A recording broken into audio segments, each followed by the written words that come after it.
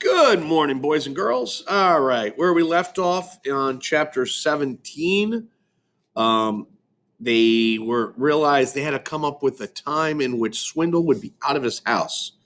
So Darren had come up with a plan of giving him a Rangers hockey ticket, so that it would get him out of the house. So let's see how this works. All right, chapter 18, Ice Day, Thursday, October 16th. Hockey game. Madison Square Garden, Rangers versus Maple Leafs. Puck drops at 8 p.m. Swindle leaves for New York City at between 6:30 and 7. Sundown is 6:41. 0 hour is 7:30. Griffin sat back and examined the timetable. It should all go like clockwork. They had the right plan and the right people. They should be able to nab the card and be safe at home before the start of the third period of the Rangers game, even allowing for the odd glitch. He wasn't totally comfortable with the idea of the heist taking place the very day before the Worthington's annual sports memorabilia auction, but there was no way around it. The Rangers were coming off a long road trip, and Thursday was the only game in New York before the 17th. It was the 16th or never, and never was not an option.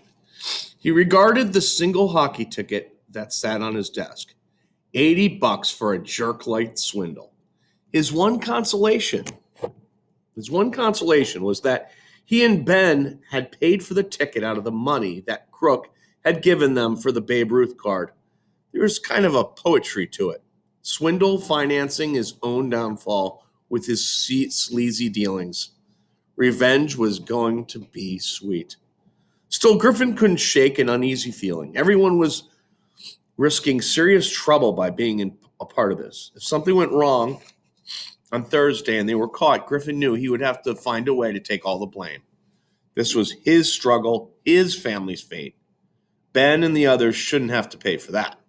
Okay, I admit it, I'm nervous. A little dose of fear is good in an operation like this. It keeps you sharp. He hit a key on his computer to bring the monitor out of a screensaver mode. Sure enough, there was another message from Melissa. Subject, homework. That was their code word for heist business. Melissa had been sending him copies of Swindle's intercepted emails. This one was a video clip advertising Worthington's annual sports memorabilia auction. Griffin clicked on the link and watched a 60-second promo video, his lip curling with outrage. The Babe Ruth card was the talk of this year's event. The announcer called it the most exciting find in the past half century. There is an excerpt from an interview with S. Wendell Palomino. It showed the smirking creep looking on, while a conference table of experts oohed and awed over the Bambino. One of them compared it to the famous Hannes Wagner card. Everyone agreed it was going to sell for a fortune. Magnificent, pronounced a man who was holding the treasure under a magnifying glass. But why is it so cold? Remember that. Why is the card so cold? We continue. The self-satisfied con man had an answer like he always did. That's for all the cold hard cash it's going to bring in. By the time it was over, Griffin was shaking with fury. Whatever doubts he might have about Thursday night disappeared at the sound of Swindle's smug gloating. This flim-flam artist could not be allowed to profit from his crime.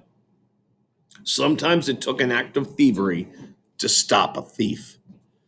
The sun was setting as S. Swindle Palomino unlocked his door, stepped into the foyer, and keyed in the code that turned off his alarm.